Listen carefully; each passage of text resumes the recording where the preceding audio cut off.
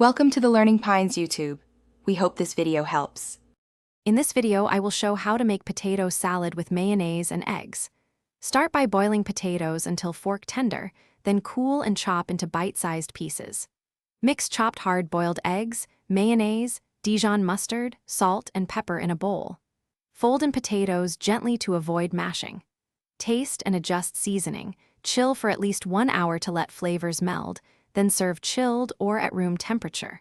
Gather your ingredients and prep now to keep the process smooth. Peel or scrub potatoes, then cut into even chunks so they cook uniformly. Hard boil eggs, cool, peel, and chop roughly for good texture. Whisk mayonnaise, mustard, vinegar, salt, and pepper until smooth, then fold in eggs and potatoes with minimal stirring. Adjust salt and acidity, chill in the fridge, and taste again before serving to friends or family. Control texture by managing temperature and mixing method throughout the recipe. Drain and cool potatoes well so the dressing stays thick and glossy, and avoid overworking the salad to prevent a gluey result.